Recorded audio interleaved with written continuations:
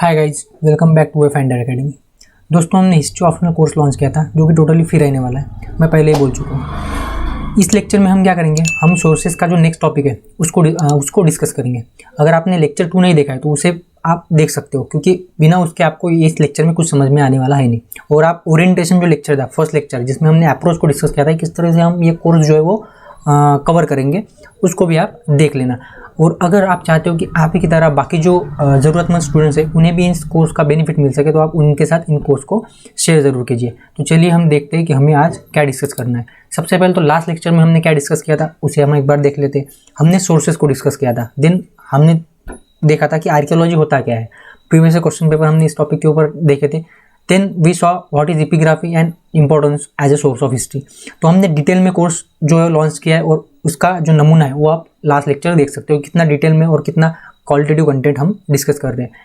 आज हम क्या करने वाले हैं, आज हम न्यूमिज्मेटिक को देखेंगे, मॉन्यूमेंट्स को देखेंगे, और यहाँ पे फिर हमारा जो सोर्सेस वाला टॉपिक है ना, उसका जो एक पोर्शन है आर्कियोलॉजिकल सोर्सेस, वो कंप्लीट हो जाएगा। एंड नेक्स्ट जो हमारा लेक्चर होगा उसमें हम देखेंगे लिटरेरी सोर्सेज के बारे में, जिसमें हम देखेंगे प्राइमरी सोर्सेज और उसमें इंडिजिनस, फिर फॉरेन अकाउंट्स, इसके बारे में हम डिटेल में देखेंगे। तो आज हम देखने वाले न्यूमिज्मेटिक और मॉन्यूमेंट्स के बारे में। तो चलिए लेक्चर को स्टार्ट करते हैं। सबसे पहले प्रीवियस क्वेश्चन पेपर के बारे में हम जानना ज़रूरी हो जाता है, जो कि हमें ये बताता है कि ट्रेंड क्या है, एग्जाम का किस तरह से सवाल आते हैं और हमें किस तरह से पढ़ना चाहिए। तो 2007 का एक क्वेश्चन है, reconstruction of early medieval history is hardly possible without help of inscription and coins. तो ये क्वेश्चन जो है काफ़ी ज़्यादा बढ़िया क्वेश्चन है, इसका जवाब आपको मिल जाएगा। आप कोर्स को फॉलो करते रहिए, आप खुद इस सवाल का जवाब आसानी से दे सकते हो। ये 2007 का क्वेश्चन है, रिपीट हो सकता है क्योंकि हिस्ट्री ऑप्शनल में क्वेश्चन रिपीट होते रहते हैं। ये मैं आपको कल ही बता चुका हूँ या फिर लास्ट लेक्चर में बता चुका हूँ। तो अभी हमें देखना है न्यूमिज्मेटिक्स मतलब क्या होता है। तो सिंपल है, न्यूमिज्मेटिक मतलब क्या है, तो कॉइन्स की स्टडी करना है। तो क्या कॉइन्स की स्टडी करना, बस इतना बोल दिया और न्यूमिज्मेटिक का मतलब खत्म हो गया? नहीं, बिल्कुल नहीं। Study of coins includes analysis of material that makes coin. अभी देखिए यहाँ पे जो पहला पॉइंट है कि एनालिसिस ऑफ मटेरियल, अभी ये जरूरी क्यों हो जाता है? न्यूमिज्मेटिक तो हमने बोल दिया कि स्टडी ऑफ कॉइन्स, लेकिन सिर्फ स्टडी ऑफ कॉइन्स मतलब स्टडी किस तरह से करना है, क्या अप्रोच होना चाहिए। तो जो मटेरियल्स है, ठीक है, जो मटेरियल्स है जिससे ये कॉइन्स बनते हैं, जैसे कि यहाँ पे देखिए गोल्ड का मटेरियल से, कई कॉपर से बनते हैं, सिल्वर से बनते हैं। तो ये जानना क्यों ज़रूरी है? तो वो इसलिए ज़रूरी है क्योंकि देखिए अगर गुप्ता पीरियड अगर आप देखोगे, गुप्ता पीरियड को अगर आपने पढ़ा है, तो गुप्ता पीरियड में लार्ज क्वांटिटी में गोल्ड कॉइन जो है वो इशू हुए थे। तो इसका क्या मतलब है कि अगर लार्ज क्वांटिटी में अगर गोल्ड कॉइन इशू हो रहे हैं, मतलब इकोनॉमी प्रॉस्परस थी। और उसके बाद आपको देखने को मिलेगा कि कॉइन्स जो है वो डिक्लाइन हुए हैं, सर्कुलेशन ऑफ कॉइन्स भी डिक्लाइन हुए हैं, डिस्ट्रीब्यूशन डिक्लाइन हुआ है, प्रोडक्शन डिक्लाइन हुआ है, साथ ही गोल्ड कॉइन भी कम हुआ है। इसका मतलब क्या है कि इकोनॉमी डिक्लाइन हो रही थी। इसलिए ये जो पहला पॉइंट है ना कि एनालिसिस ऑफ मटेरियल, ये जरूरी हो जाता है। और स्टडी ऑफ कॉइन्स मतलब न्यूमिज्मेटिक, इसीलिए सिर्फ इसका मतलब इतना ही नहीं है। तो इसमें नीचे दिए गए चीज़ जो है, जो टॉपिक है, जो पॉइंट्स है, वो भी आते हैं कि एनालिसिस ऑफ मटेरियल, ये भी स्टडी ऑफ कॉइन्स में आता है, न्यूमिज्मेटिक में आता है।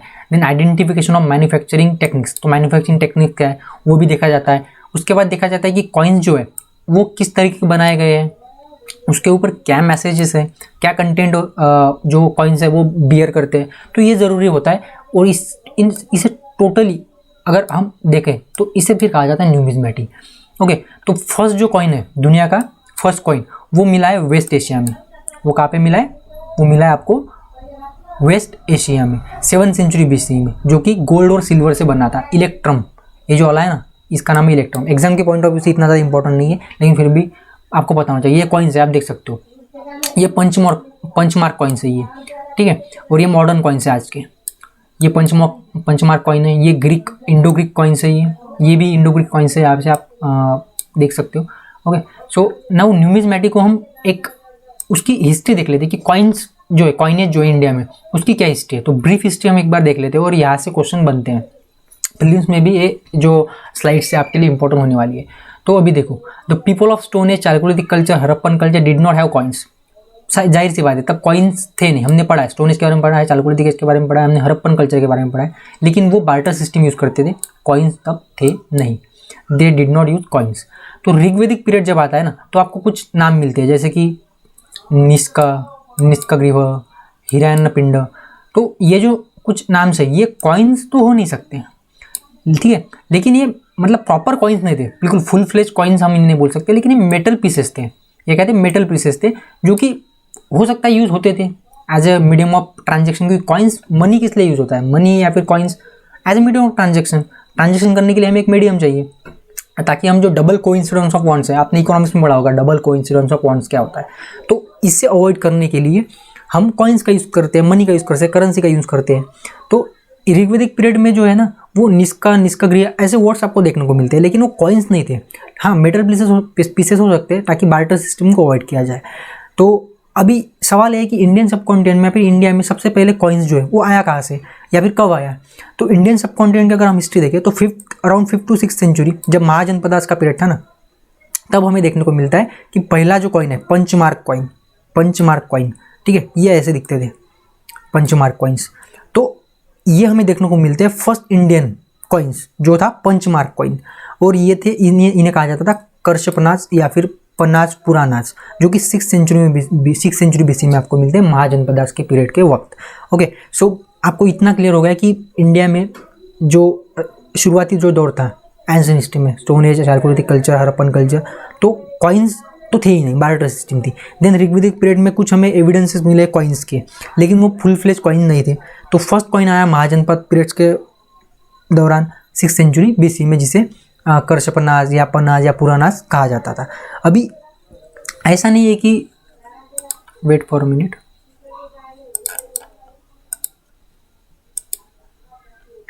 ओके, सो अभी ऐसा नहीं है कि हमने इंडिया के जो कॉइनेज थे, मतलब जो कॉइन्स इशू हुए थे, वो बस 6th सेंचुरी बीसी में जो स्टार्ट हुआ था बस वैसे ही चलेगा, ऐसा नहीं होता है। इंडो ग्रीक्स आए, ग्रीक इन्वेजन हुआ, और जो कॉइनेज जो सिस्टम थे या फिर कॉइनेज जो था, इसमें कुछ बदलाव आपको देखने को मिलेंगे। जैसे कि ग्रीक इन्वेजन होने के बाद क्या हुआ, कुछ चेंजेस आए कॉइन्स में या फिर कॉइनेज सिस्टम में या फिर कॉइन सिस्टम में कुछ चेंजेस आए, जो कि कॉइन्स जो थे पहले पहले आपने देखा अभी लास्ट स्लाइड में, कॉइन्स इस तरीके से होते थे। ग्रीक्स आए और ग्रीक्स ने कॉइन्स राउंड बना दिए, ठीक है, यहाँ पे आप देख सकते हो कि राउंड कॉइन थे जो ग्रीक्स यूज़ करते, इंडो ग्रीक्स, और डायस्ट्रक थे। अभी डायस्ट्रक मतलब क्या होता है, तो डिज़ाइन जो है ना, वो डिज़ाइन बना देते, मतलब डिज़ाइन, एक डिज़ाइन का अगर उन्होंने कुछ बना लिया और उसे वो फिर वो हैमर करते थे मेटल के ऊपर, तो उसे कहा जाता है डायस्ट्रक कॉइन, जो कि बने होते थे सिल्वर से। और आपको एक बात मैं बता देता हूँ कि ग्रीक्स जो थे ना, इंडो ग्रीक्स, ये फर्स्ट थे जिन्होंने गोल्ड कॉइन्स इंडिया में इशू किए थे। यहाँ पे आपका कंफ्यूजन हो सकता है कि कुशानाज, कहीं भी आपको कुशानाज मिल जाता है कि गोल्ड कॉइन जो थे फर्स्ट, वो कुशानाज ने क्या किए थे, मिंट किए थे, लेकिन ऐसा नहीं है। फर्स्ट गोल्ड कॉइन जो थे वो इंडो ग्रीक्स लेके आए थे इंडिया में 270 बीसी के around. Okay, so Ashoka's, sorry not Kushanas, it is Indo Greeks जिन्होंने फर्स्ट गोल्ड कॉइन इशू किए थे। They started minting names and portrait the issuing rulers, issuing जो रूलर्स थे ना, इनके पोर्ट्रेट उन्होंने इमेज के ऊपर दिखाना शुरू कर दिया था। ओके, मतलब देखो, आपने देखा होगा कि कुछ सातवाहना रूलर जो थे ना, वो कॉइन्स के ऊपर रूलर, राजा महाराजा के इमेज जो थे ना, उसे भी क्या करते थे, इम्प्लाई करते थे। तो ये जो प्रथा थी ना, ये शुरू की थी इंडो ग्रीक्स ने, पोर्ट्रेट को बनाना, कॉइन्स के ऊपर पोर्ट्रेट्स को बनाना, ये सिस्टम स्टार्ट किया था इंडो ग्रीक्स ने। तो इंडो ग्रीक्स क्या क्या लेके आए, सबसे पहले तो डायस्ट्रक कॉइन, राउंड सिस्टम, मतलब राउंड कॉइन्स, देन पोर्ट्रेट को इशू करना। ओके, देन जो ऑफसर साइड मतलब फ्रंट साइड पे, then reverse of the coins had religious symbol होते थे बैक साइड पे। और ये सेम फीचर्स फॉलो किए शाकाज ने, पार्थियंस ने और शत्रप्स ने। ओके, सो इतना क्लियर हो गया इंडो ग्रीक्स के बारे में। इंडो ग्रीक्स ने कॉइनेज सिस्टम जो थी इसमें क्या बदलाव किए। सबसे पहले तो कॉइन्स जो थे वो डायस्ट्रक हो गए, राउंड कॉइन्स हो गए, सिल्वर मेड कॉइन्स स्टार्ट हुए, उन्होंने गोल्ड कॉइन फर्स्ट इशू किया। देन पोर्ट्रेट्स जो थे, मतलब इमेजेस जो है रूलर्स के, इशूइंग रूलर के, वो उन्होंने लाना शुरू कर दिया, जो बाकी रूलर्स ने भी फॉलो किया, Satavahana, Kushanas, Shakas, Parthians etcetera. Then next, what is next, Kushanas coinage जो थे वो प्योरेस्ट गोल्ड कॉइन थे। Purest gold coin Indian history में अगर किसी ने इशू किया आज तक की मैं बात कर रहा हूँ, तो वो थे Kushanas rulers also issue many copper coins जो स्मॉल डिनोमिनेशन के थे। ओके, तो इससे हमें पता चल रहा है कि हमें मनी इकोनॉमी किस तरह से स्प्रेड हो रही थी। धीरे धीरे बार्टर सिस्टम से लोग स्विच कर रहे थे मनी इकोनॉमी की तरफ। कुशाना के कॉइन्स जो थे उसमें भी names, portrait, title of king जो है वो आपको देखने को मिलते हैं ऑफिसर साइड में, और जो बैक साइड होती है उसमें फिर आपको रिलीजियस सिंबल देखने को मिलते हैं। और कुशाना ऐसा रूलर था जो काफ़ी ज़्यादा सेक्युलर था। ये हमें कैसे पता चल रहा है, तो ये हमें पता चल रहा है कि कॉइन्स जो थे ना उसकी बैक साइड पे जो डेटीज यूज होती थी वो वेरियस डेटी, मतलब डाइवर्स डेटी, बुद्धा को भी वो दिखाते थे, हिंदू डेटीज़ को भी दिखाते थे। तो हमें पता चला कि कुछ ना किस तरह से सेक्युलर हुआ था। तो इसी तरह से हमें कॉइन्स मदद करते हैं हिस्ट्री को पढ़ने में। और जो खारूस्टिक स्क्रिप्ट और ग्रीक लैंग्वेज जो है उसने यूज़ की थी। As a source of history important है Kushana coins from period first century BC to second century BC। Okay, so Kushana period important हो जाता है। और किस तरह से कॉइन्स को हिस्ट्री के रिकन्स्ट्रक्शन के लिए यूज़ किया जाता है ये आपको यहाँ पे थोड़ा बहुत समझ में आ गया होगा। देन डेक्कन कॉइनेज, सातवाहना जो है और प्री सातवाहना, ये डेक्कन डायनेस्टीज है। सातवाहना डायनेस्टी, डेक्कन डायनेस्टी, आपको पता ही कि अमरावती कैपिटल थी, नासिक कैपिटल थी इनकी, सॉरी नासिक कैपिटल थी, अमरावती जो साउथ इंडिया में वो भी कैपिटल थी। तो इन्होंने सिल्वर एंड कॉपर कॉइन को जो है इंट्रोड्यूस किया था, या फिर डायस्ट्रक कॉइन्स को भी इन्होंने फॉलो किया था ऐसा हम बोल सकते हैं। और कास्ट कॉइन भी इनके साथ आए थे। अभी कास्ट कॉइन क्या होता है ये आपको मुझे कमेंट बॉक्स में बताना है। चलो देखते हैं कौन बताता है। Language use as a was Prakrit and Brahmi, sometimes Dravidian language भी वो यूज़ करते थे। वेस्टर्न डेक्कन में सिल्वर करेंसी जो ज़्यादा यूज़ होती थी, क्यों? क्योंकि वहाँ पे कमर्शियल रीजन था, कमर्शियल रीजन की वजह से पोर्ट वगैरह थे, तो हाई डिमांड में थी सिल्वर करेंसी। गुप्ता कॉइनेज के बारे में देख लेते हैं, इंपॉर्टेंट पीरियड है। डायस्ट्रक कॉइन्स वेल एग्जीक्यूटेड होते थे, राउंड कॉइन्स होते थे। ओके, लैंग्वेज जो थी संस्कृत थी, क्योंकि गुप्ता जो थे वो टोटली मतलब उन्होंने जो थे वो हिंदू कल्चर को या फिर ब्राह्मण कल्चर को फॉलो करते थे, इसलिए गुप्ता अगर आप देखो तो वो मतलब संस्कृत लैंग्वेज को नहीं ज़्यादा पैट्रोनेज दिया था, या फिर जो बुद्धिज़्म वगैरह भी डिक्लाइन किया था इस वक्त, तो इसका कारण यही था एक। देन इनकी ऑफिसर साइड जो है उस पर आपको देखने को मिलता है समुद्रगुप्ता और कुमार गुप्ता जैसे राजा जो है वो वीणा चला रहे, वीणा प्ले कर रहे। तो हमें ऐसे पता चला कि वो राजा महाराजा जो थे वो कितना ज़्यादा मतलब इंटरेस्ट मतलब कितना उनको किस चीज़ में इंटरेस्ट था, किस चीज़ में इंटरेस्ट नहीं था। Then Gupta issued gold coins in large quantity, तो हमें पता चला कि प्रॉस्परस इकोनॉमी तब थी। Then what is next, South Indian history. Okay, next is South Indian history. South Indian coinage के बारे में हमें थोड़ा बहुत यहाँ पे देखना है अभी। तो जो साउथ इंडियन कॉइनेज जो है ना वो पंचमार्क कॉइन के साथ ही स्टार्ट हुआ था। और हमें बनारस एक ऐसी साइड है कर्नाटक में जहाँ से पंचमार्क कॉइन्स के बारे में हमें मिल रहा है, कुछ एविडेंसेस तमिलनाडु से भी मिल रहा है। ये जो कॉइन्स थे, जो पंचमार्क कॉइन्स थे, वो कब तक चले? पल्लवा के जब तक कॉइन्स नहीं आए, पल्लवा मतलब 8th सेंचुरी के आसपास पल्लवा रूलर स्टार्ट होता है, तो तब तक जो थे वो साउथ इंडिया में पंचमार्क कॉइन्स ही जो है वो यूज में थे। आप एक बार चेक कर लेना 8th सेंचुरी है या 7th सेंचुरी पल्लवा के बारे में। We get evidence of Roman trade with the South Indian people since ancient times. तो हमें कॉइन्स की मदद से ही पता चल रहा है कि रोमन लोगों के साथ हमारा ट्रेड था, क्योंकि रोमन कॉइन्स भी हमें मिले साउथ इंडिया में, तो वहाँ से हमें पता चल रहा है कि रोमन ट्रेड था, मतलब रोमन्स के साथ हम ट्रेड करते थे साउथ इंडियन लोग। पल्लवास ने किस तरह से कॉइन जो थे वो इशू किए थे, तो ऐसे कॉइन जिस पे बुल्स एंड लायंस के मोटिव्स थे और राजा का मतलब नाम वगैरह होता था। देन चोला किंग्स जो है, अगर चोला जो कॉइन्स है उसमें टाइगर का एम्बलम मिलता है, लेकिन साथ साथ बाउज और फिशेस का एम्बलम भी आपको मिल रहा है। इसका मतलब कि पॉलिटिकल सुप्रीमेसी हमें यहाँ पे पता चल रही है चोला की अर्ली मिडिवल पीरियड में ऑन इन साउथ इंडिया, ऐसा हम बोल सकते हैं। गोल्ड, कॉपर एंड सिल्वर 3 तरीके के कॉइन इन्होंने यूज़ किए थे। कुछ कॉइन्स ऐसे थे जिनके ऊपर सिटीज़ का नाम भी आपको देखने को मिलता है, सिटीज़ का नाम आपको देखने को मिल रहा है। इसका मतलब क्या है कि जो सिटी जिस सिटीज़ में उन कॉइन्स को मिंट किया जाता था, बनाया जाता था, वो डिपिक्ट कर सकता है कि ठीक है इस सिटी में था इसलिए इस सिटी का उस पर नाम आ गया। कॉपर कॉइन जो है चोला के वो श्रीलंका भी मिले। इसका मतलब क्या कि हमें हमारा जो कनेक्शन था वो श्रीलंका मतलब आइलैंड नेशन के भी साथ भी था, श्रीलंका के साथ भी हमारा कनेक्शन था, ऐसा हम बोल सकते हैं। Then numismatic as a source of history किस तरह से इंपॉर्टेंट हो जाता है, तो सबसे पहले तो ये हिस्ट्री को कन्फर्म्स करता है, मॉडिफाइज करता है, इम्प्लीफाइज करता है। Then it mostly helpful for political and economic history but also revealed facts regarding the administrative history, geographical history and religious history. Then political and administrative history के बारे में हमें अभी देखना है। Political and administrative history, numismatic evidence are very important for reconstructing political history for period between 2nd century BC to 3rd century BC। अभी ये जो है ना ये काफ़ी इंपॉर्टेंट है। 2nd सेंचुरी BC से 3rd सेंचुरी BC एक ऐसा पीरियड था जब पॉलिटिकल इंस्टेबिलिटी थी और लिटरेरी सोर्सेज काफ़ी कम है इस पीरियड के लिए। तो ऐसे वक्त में हमें आर्कियोलॉजी की मदद मिल रही है, स्पेशली न्यूमिज्मेटिक की, तो ये काफ़ी ज़्यादा इंपॉर्टेंट हो जाती है हिस्ट्री के रिकंस्ट्रक्शन के लिए। स्पेशली इंडो ग्रीक्स का इस वक्त रूल था, तो लगभग 30 राजाओं के नाम से आपको कॉइन्स में मिल जाएंगे, 30 राजा। ओके, सो इससे क्या हो रहा है, हमें हिस्ट्री जो है ना इस वक्त की मतलब इंडो ग्रीक्स या फिर वो जो रूलर्स थे उनकी हिस्ट्री को रिकंस्ट्रक्ट करने के लिए हमें हेल्प मिल रही है। लगभग 3 सेंचुरीज के लिए। Okay, so existence of Malwa, योद्धा एंड मित्रा, ये जो 3 रूलर्स है, इन 3 रूलर्स के बारे में हमें पता ही नहीं होता अगर कॉइन्स न होती। तो देखो कितना इंपॉर्टेंस है कॉइन्स का।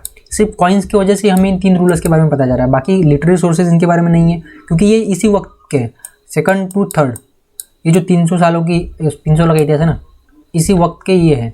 Then dates and names on the coins suggest about the range, dynasties and kings of the time, किस वक्त के थे ये भी हमें पता चल सकता है on the basis of coins. और समुद्रगुप्ता का जो कार्यकाल था ना, वो काफ़ी डिबेटेबल था, तो हमें कॉइन्स की मदद से हम फिक्स कर पाएंगे कि समुद्रगुप्ता किस कालखंड से बिलोंग करता है। देन चंद्रगुप्ता जो है उसकी शादी लिच्छवी प्रिंसेस के साथ हुई थी, ये भी हमें कॉइन्स से पता चल रहा है। तो कितना ज़्यादा इंपॉर्टेंट हो जाता है कॉइन्स यहाँ पे। और जो आपके 3 जो ये गण है, मालवा, योद्धा, मित्रा, ये गण थे, मतलब ये नॉन मोनार्कियल थे। ये हमें कैसे पता चल रहा है कि कॉइन्स के ऊपर इनके गना ये वर्ड है, गना मतलब नॉन मोनार्कियल। ओके, रिपब्लिकन थे वो। तो इतना इंपॉर्टेंस है कॉइन्स का। ओके, देन पॉलिटिकल जो बाउंड्रीज है इसके बारे में हमें पता चलता है, मतलब पॉलिटिकल बाउंड्रीज पता चलती है किंगडम की, किसी भी राज्य की, किसी भी डायनेस्टी की, क्योंकि कॉइन्स तब तक ही होंगे ना जब तक कि उनकी, मतलब अभी कोई राजा है तो कोई राजा जो है उसके कॉइन्स होंगे, ज़्यादातर उसी के राज्य तक सीमित होंगे। ओके, लेकिन यहाँ पे कुछ कंसर्न भी हो सकते हैं। क्यों? क्योंकि ऐसा तो ज़रूरी नहीं कि जिस राजा ने कॉइन्स को इशू किया था वो उसी के राज्य में रहेंगे, बाकी राज्य में भी जा सकते हैं। तो ये एक कंसर्न है यहाँ पे। तो यहाँ पे आपको थोड़ा लिमिटेशंस जो है कॉइन्स के यहाँ पे मिल जाते हैं। Message bearing coins shows administrative importance of coins too. तो पॉलिटिकल हिस्ट्री के बारे में हमें काफ़ी ज़्यादा पता चल रहा है। एक क्वेश्चन आया था एपिग्राफी के ऊपर कि पॉलिटिकल हिस्ट्री हमें कम पता चलती है एपिग्राफिक सोर्सेज से, और आर्ट एंड कल्चर के बारे में ज़्यादा पता चलता है। तो इंस्क्रिप्शन के ऊपर तो ऐसा क्वेश्चन आया था। तो अगर न्यूमिज्मेटिक के ऊपर अगर क्वेश्चन बनना है तो किस तरह से बन सकता है कि पॉलिटिकल हिस्ट्री हमें बहुत ज़्यादा पता चल रही है rather than art and culture. तो ये क्वेश्चन यहाँ पे प्रॉबेबल बन सकता है, ये आपको याद रखना है। देन इकोनॉमिक हिस्ट्री तो इंपॉर्टेंट हो ही जाती है क्योंकि कॉइन्स है, तो हमें इकोनॉमिक प्रॉस्पेरिटी के बारे में पता चलता है, जो मैं ऑलरेडी डिस्कस कर चुका हूँ आपको कि गुप्ता पीरियड के दौरान और कुशानास के दौरान जो गोल्ड कॉइन्स थे वो प्योरिटी और नंबर काफ़ी ज़्यादा थे, तो इकोनॉमिक प्रॉस्पेरिटी थी। और उसके बाद इकोनॉमी डिक्लाइन हुई है क्योंकि ट्रेड भी डिक्लाइन हुआ है, क्योंकि जो कॉइन्स थे उनकी मिंटिंग भी कम हो गई थी और सर्कुलेशन भी कम हो गया था। तो कॉइन्स हमें फॉरेन ट्रेड के बारे में भी जानकारी देता है। Okay, Roman coins through out the southern India मिले अर्ली मेडाइवल पीरियड तक, मतलब कि लगभग 1000 साल तक हमारा जो ट्रेड रिलेशन था रोमन्स के साथ साउथ इंडिया का वो चला था, हम ऐसा बोल सकते हैं। कुछ कॉइन्स जो है वो गिल्ड्स भी इशू किया करते थे। गिल्ड्स मतलब जो मर्चेंट सोसाइटीज़ होती थी ना, ऑर्गेनाइजेशन, उसे गिल्ड्स कहा जाता था साउथ इंडिया में। तो ये जो गिल्ड्स है इसका इंपॉर्टेंस हमें पता चलता है कि कितना इंपॉर्टेंस है इकोनॉमी में हमारे, मतलब एंशिएंट इंडिया में एज ए प्रेशर ग्रुप वो काम करते थे guilds. Okay, so art and culture figures portrait जो होते हैं कॉइन्स के ऊपर, इससे हमें पता चलता है art, literature, architecture, religion, ancient वक्त का। जैसे समुद्रगुप्ता जो है वो उसका जो इंटरेस्ट है हमें पता चलता है, वो वीणा प्ले कर रहा है। फिर आर्चर, बैटल एक्स हमें उन कॉइन्स के ऊपर मिल रहा है, मतलब कितना ज़्यादा इंपॉर्टेंट हो जाता है यहाँ पे कॉइन्स। देन परफॉर्मेंस ऑफ अश्वमेध सैक्रिफाइसेस बाय चोला, ये हमें पता चल रहा है, मतलब रिलीजन को कितना रिलीजियसली फॉलो करते थे चोला वगैरह, वो हमें पता चल जाता है। देन कौन से रिलीजन को, कौन से सेक्ट को कौन सा रूलर फॉलो कर रहा है ये भी हमें पता चल जाता है। देन कुशानाथ सेक्युलर व्यूज़ में ये पहले डिस्कस कर चुका हूँ कि कुशानाथ जो था वो एक से ज़्यादा डेटीज जो है ये इसके कॉइन के ऊपर हमें देखने को मिलती है, मतलब ये सेक्युलर तरीके का राजा था, सारे धर्मों की इज्जत करता था, ऐसा हम यहाँ पे बोल सकते हैं। ओके, सो आज के लेक्चर में हमने अब तक देखा है कि न्यूमिज्मेटिक इस तरह से as a source of history work करता है। ओके, देन नेक्स्ट हमें देखना है आर्कियोलॉजिकल मॉन्यूमेंट। ज़्यादा कुछ यहाँ पे इंपॉर्टेंस है नहीं, क्वेश्चन इसके ऊपर आते हैं नहीं, अब तक एक भी क्वेश्चन नहीं आया, इसलिए ज़्यादा कुछ मैं इसको डिस्कस करने वाला नहीं हूँ। तो हम देख लेते हैं कि आर्कियोलॉजिकल मॉन्यूमेंट मतलब क्या होता है कि टेम्पल्स हो गया आपका, ओके, देन केव्स हो गया, फोर्ट्स हो गया, पैलेसेस हो गया, इसे हम मॉन्यूमेंट्स कहते हैं। तो जब एक्सकवेशन होता है तो इन सब चीज़ों के बारे में पता चलता है, जब एक्सप्लोरेशन होता है तो हम इन सब चीज़ों के बारे में पता चलता है। ओके, जैसे कि हड़प्पा और मोहनजोदारो का एक्सप्लोरेशन हुआ तो हमें पता चला कि इंडस वैली सिविलाइजेशन जो है ऐसी भी एक सिविलाइजेशन थी। Okay, then caves of Ajanta and Elloras, तो ये हमें पता चला कि कितना ज़्यादा मतलब मार्वलस स्टोन कार्विंग थे, मतलब आर्ट एंड क्राफ्ट कितना डेवलप था। तो ये हमें पता चल जाता है आर्कियोलॉजिकल मॉन्यूमेंट्स से। तो इतना ज़्यादा इंपॉर्टेंट टॉपिक नहीं है। नेक्स्ट जो हमारा लेक्चर होगा उसमें हम सोर्सेज का जो नेक्स्ट टॉपिक होगा लिटरेरी सोर्सेज, उसके ऊपर आएंगे, उसको हम डिस्कस करेंगे डिटेल में। सबसे पहले तो हम इंडिजिनस जो सोर्सेज है, देसी सोर्सेज, उसको हम कवर करेंगे, एंड देन नेक्स्ट लेक्चर में हम देखेंगे उसके नेक्स्ट लेक्चर में फॉरेन अकाउंट्स के बारे में। तो यहाँ से क्वेश्चन ज़्यादा आते हैं लिटरेरी सोर्सेज के ऊपर। आर्कियोलॉजी के ऊपर भी क्वेश्चन आते हैं, ऐसा नहीं है, दोनों को कभी दोनों को मिक्स करके क्वेश्चन आते हैं, जो हम लास्ट लेक्चर में देख चुके हैं। तो इस लेक्चर में इतना ही था। आप इन वीडियोज़ को ज़्यादा से ज़्यादा लोगों तक शेयर कीजिए, ताकि सबको इसका बेनिफिट मिल सके। और अगर आपको कोई क्यूरी है तो आप कमेंट बॉक्स में मुझसे पूछ सकते हो, या फिर जो डिस्क्रिप्शन बॉक्स में मेरा जो सेलफोन नंबर है, व्हाट्सअप नंबर है, उसके ऊपर भी आप मुझे मैसेज कर सकते हो। मैं आपके जो प्रॉब्लम्स है वो सॉल्व करने की कोशिश करूँगा। और चैनल को सब्सक्राइब ज़रूर कर दें, ताकि आपको रेगुलर अपडेट्स जो मिलते रहे, और ज़्यादा से ज़्यादा लोगों तक इन वीडियोज़ को शेयर करना ना भूलें। Thank you very much for discussion.